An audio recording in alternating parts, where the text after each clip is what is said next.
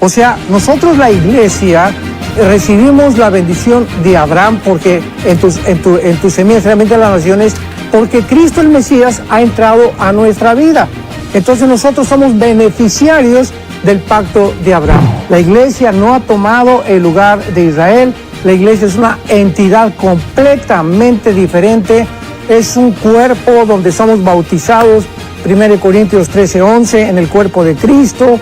Somos unidos a Jesucristo. Esto no existía en el Antiguo Testamento.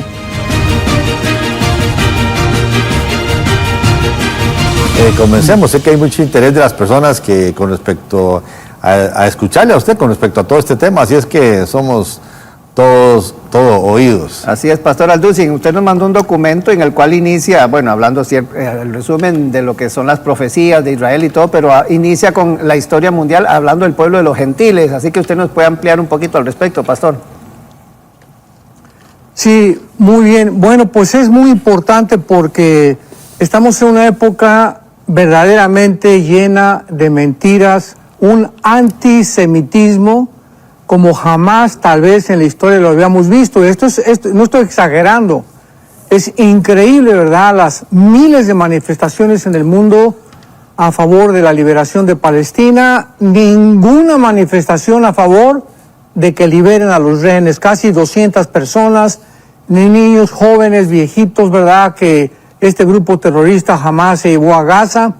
En fin, pero todo esto es absolutamente bíblico, comprensible, y para nosotros los cristianos no debería de sorprendernos, porque claramente la Biblia dice, por ejemplo en Zacarías capítulo 12, que Jerusalén, versículos 2 y 3, sería como una piedra pesada que tratarían de cargarse los pueblos y serían aplastados en el sitio contra Jerusalén. Entonces, tenemos que venir a la Biblia, dejémonos politólogos, filósofos, comentaristas, opiniones de tantas personas que están dando su opinión, pero nosotros nos centramos en la palabra de Dios. Así que esto es muy importante porque la Biblia claramente explica que hay tres pactos principales. Un pacto es un convenio en el cual Dios lleva a su pueblo a algo inquebrantable. Y tenemos, por ejemplo, el pacto abrámico en segunda de Samuel capítulo 7, donde se le promete a el Mesías, a la descendencia de David y de Salomón. Y este pacto es completamente incondicional. Dios le promete que habría alguien en el trono que descendería de David y Salomón. Lo sabemos que es Jesucristo. En el pacto abrámico, esto es importante entenderlo, porque si no entendemos la raíz, no vamos a entender jamás qué es lo que está pasando, y que si Israel tiene la culpa, que si Gaza tiene la culpa, que si están arrinconados y están exterminando a los palestinos, etcétera, etcétera. Entonces vamos a tratar de comprender la Biblia. En el pacto abrámico, el capítulo 12 de Génesis, Dios le promete a Abraham la tierra, le promete que de su semilla serían benditas todas las naciones. El pacto abrámico es incondicional. El pacto sinaítico, que fue en el monte Sinaí en el libro del Éxodo, es condicional. Si tú haces esto, te voy a bendecir. Si no haces aquello, te voy a maldecir. Este quedó completamente abrogado y tenemos después, ¿verdad?, el pacto davídico, tenemos el pacto sinaítico y el pacto davídico, donde, repito, se le promete a David y a su semilla las bendiciones.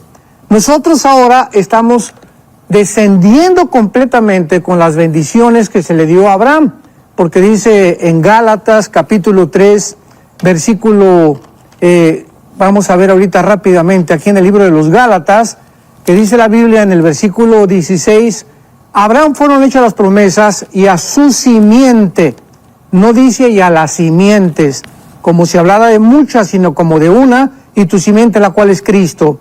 O sea, nosotros la iglesia recibimos la bendición de Abraham porque en tu semilla realmente las naciones, porque Cristo el Mesías ha entrado a nuestra vida. Entonces nosotros somos beneficiarios del pacto de Abraham. Y esto es muy importante porque la Biblia dice también más adelante en el versículo 28, ya no hay judío ni griego, no hay esclavo ni libre. Gálatas 3:28. porque todos vosotros sois uno en Cristo. Ahorita la iglesia no ha tomado el lugar de Israel. Esto es importante. Esto se llama la teología del reemplazo, que es una barbaridad. La iglesia no ha tomado el lugar de Israel. La iglesia es una entidad completamente diferente. Es un cuerpo donde somos bautizados, 1 Corintios 13:11, en el cuerpo de Cristo. Somos unidos a Jesucristo. Esto no existía en el Antiguo Testamento. Entonces, tenemos que hacer la diferencia entre la entidad de Israel y la entidad de la iglesia. ¿Qué dice la Biblia acerca de Israel en los últimos tiempos?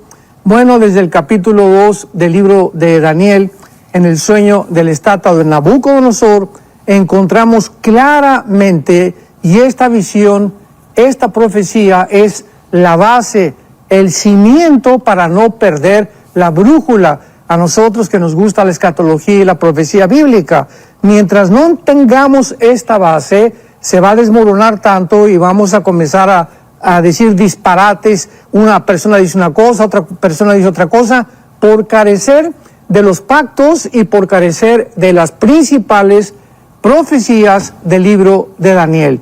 Aquí en Daniel, en el capítulo 2, repito, se menciona la cabeza de oro de Nabucodonosor, que es Babilonia, Medo-Persia, Grecia y Roma, que son las dos piernas, y los dos pies, uno puesto en el lado oriental, que fue Estambul, actualmente, o Constantinopla, antiguamente, y Roma. El Imperio Romano se divide en dos partes, y de estos dos pies surge completamente el último gobierno mundial, que ya lo explica el capítulo 7 con las bestias, el capítulo 8 que más tarde podemos estudiar. Entonces tenemos que entender actualmente lo que está pasando en el mundo. Este antisemitismo, la Biblia lo profetiza, y es muy, pero muy, muy triste que haya cantidad de líderes, de cristianos que hayan caído en la trampa de estas mentiras, que los judíos esto y que culparlos por aquello, cuando no entendemos lo que está pasando. Sabemos que actualmente en esta invasión que hubo de los grupos terroristas Hamas a Israel, pues hubo una deficiencia muy, pero muy grave de parte del gobierno de Israel. Pero el pueblo que Dios habla, el pueblo judío, no es la autoridad, porque sabemos que todos los gobiernos están, la mayor parte, corrompidos, y también la mayor parte del pueblo está engañado. Entonces, cuando hablamos, por ejemplo, de Cuba, el pueblo cubano es precioso, no así el gobierno. Venezuela, los venezolanos son hermanos lindos, en Irán la gente es linda, en China también, en fin, son los gobiernos. Tenemos que separar al pueblo del gobierno, y lo mismo pasa con Palestina. El pueblo palestino, oramos por ellos, Dios los ama igual que a los judíos, que a los mexicanos, que a los italianos. No es el pueblo palestino. Actualmente ellos están siendo víctimas de la autoridad palestina y del grupo terrorista Hamas, que los usan como escudos humanos para poder justificar que quieren insistir en dos estados dentro de la tierra de Israel. Usted menciona aquí en el documento, porque está este sueño que está haciendo referencia, y la visión también de Daniel, más adelante en el libro de Daniel. Así es, Daniel habla claramente de estos 4 imperios y no va a haber más.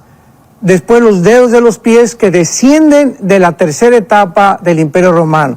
Las piernas entonces de la estatua de Daniel es el Imperio Romano, de la cintura para abajo. La segunda etapa, el Imperio, sabemos, romano, de acuerdo a la historia, se divide en el oriente y en el occidente. En el occidente dura casi 100 años, 150 años. En el oriente casi más de 1000 años, con la capital de Constantinopla y Roma en el lado occidental.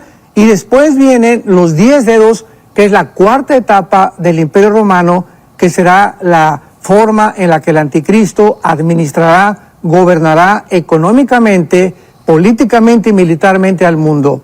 Ya en el capítulo 7 del libro de Daniel, ya no es una estatua que representa a un ser humano, son 4 bestias. Ya el Espíritu Santo usa el nombre de bestias, que son depredadores, crueles, sanguinarios. Esto es lo que son la mayor parte de los gobiernos a través de la historia. Han sido gobiernos que han oprimido, han ensangrentado al pueblo, como el comunismo en el siglo XX, han hecho matanzas, masacres impresionantes a costa del pueblo. Y luego ya tenemos finalmente en el capítulo 8 de qué forma se define de qué lugar surgirá el anticristo, porque en el capítulo 7 encontramos a 10 cuernos y tenemos también a un cuerno que sale dentro de los 10 cuernos. O sea, cuando se formen 10 naciones, esto es importante, actualmente cuando se forme un G10, cuando oigamos que se unen 5 naciones de Europa y 5 naciones del Medio Oriente en un G10, de una de ellas surgirá el cuerno pequeño, Daniel capítulo 7, 24 al 25, que es el anticristo.